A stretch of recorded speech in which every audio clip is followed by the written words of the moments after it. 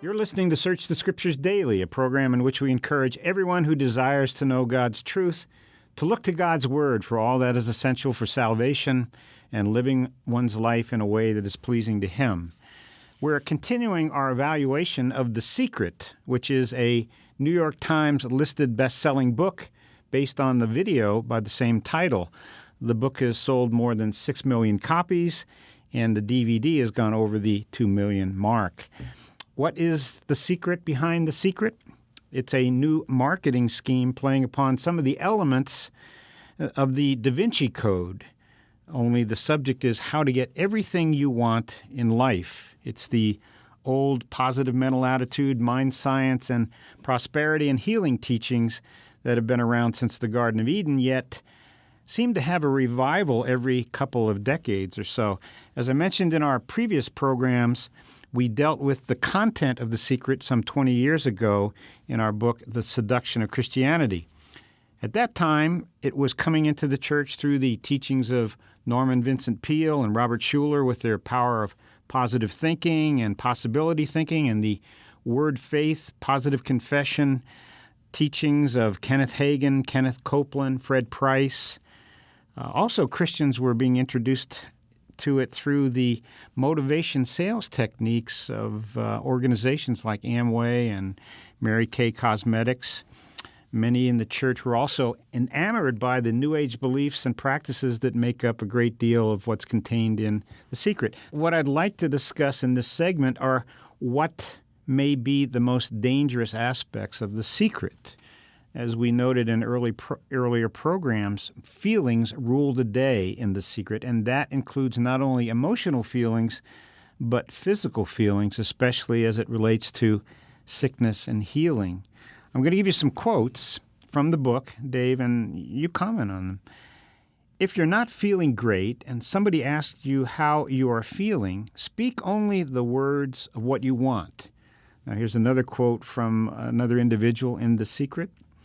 When people are completely focused on what's wrong and their symptoms, they will perpetuate it. The healing will not occur until they shift their attention from being sick to being well, because that's the law of attraction. You can almost say this is some kind of a joke. Every one of It's a dangerous joke, Dave. Yeah, but every one of the people that they hail as the great leaders in this movement, remember Emerson, he's one of their top guys. Ralph Waldo Emerson. Right. The last 10 years of his life, he was in failing health. Nobody is going to beat this. This thing that comes upon all of us, it's appointed unto men once to die. And after this, the judgment, and The Secret has nothing to say about that.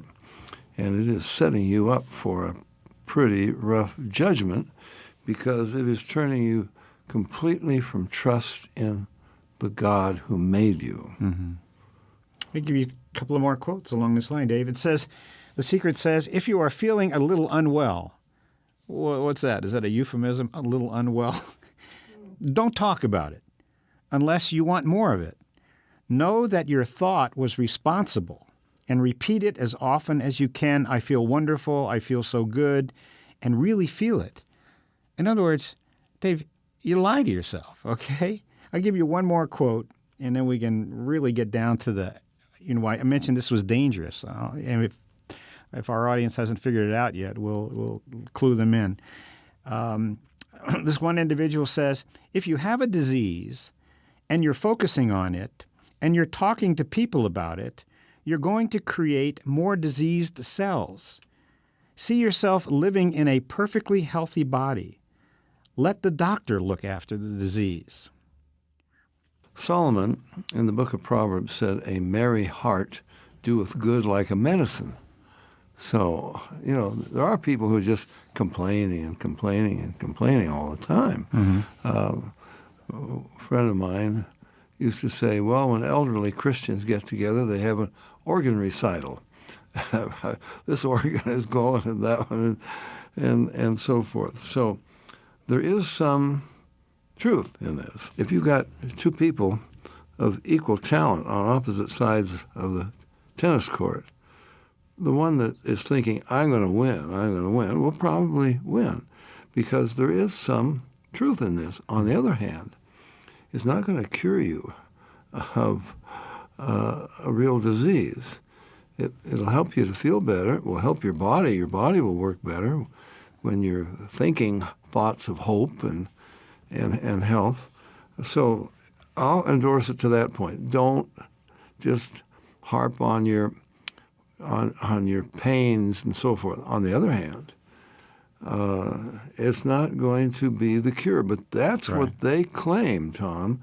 They claim that with the power of your mind, you can change organic diseases into health. Mm-hmm.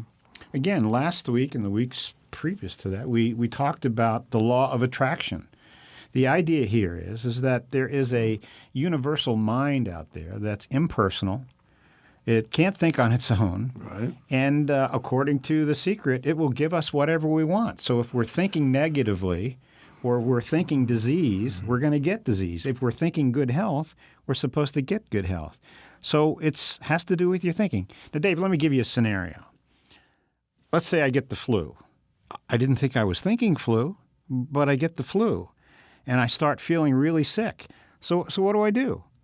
Well, if I go by the basis of the teachings of The Secret, I have to reject that, deny that, lie to myself, tell myself, even though I'm retching over in the corner, that I'm really feeling wonderful. Well, you have to lie to others. It says, tell them what you want, not what you feel like. Now, let's say it's a disease and it's really getting serious. Mm-hmm. And I think, oh, well, I have to go to the doctor. Well, that's sort of a negative confession. Of course it is. But all the way, as I go to the doctor, all the way, I'm saying, well, I feel better, I feel better, I feel better. I get an appointment. The doctor comes in and says, well, Tom, what's wrong with you? And what am I going to do? Give a negative confession? I said, well, there's nothing wrong with me. And he said, well, why are you here? Right.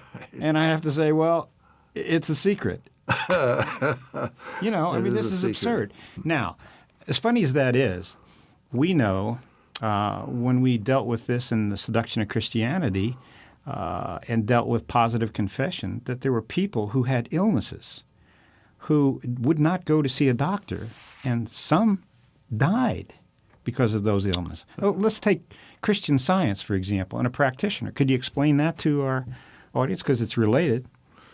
Well, Christian Science is basically the same idea. Mary Baker Eddy was the founder of it. She wrote Science and Health with Keys to the Scriptures.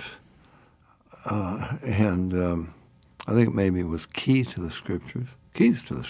I can't remember. And that was her whole idea. She turned Jesus into a scientist. She said, everything works by laws, is what they're saying. This is the law of reciprocity, or the law of attraction. And you're suffering from the Adam delusion. Adam, well, I don't know, he should be still in the garden. I guess the garden ought to be there. But this is the Adam mind now. And now you're thinking sin. There's no such thing as sin, she taught. Of course, Jesus didn't rise from the dead because he didn't really die, because there is no such thing as death. And he demonstrated the power of the mind, but over death and everything else. But see, she turned you away from the gospel, turned you away from the true God. It's a cult, actually. Every Christian Science church, First Church of Christ Scientists, or second or whatever, depending, they all take their lessons every Sunday from the mother church in Boston that was founded by Mary Baker Eddy, who herself died. She had all kinds of problems. She went to a hypnotist to try to get over them. She lied to herself. She lied to her followers. And they're still lying to one another. So, David, let's say if I'm a member of this church, and we've seen this happen, and I have some physical problem. For more information about the Berean call us toll-free at our order number or visit our website,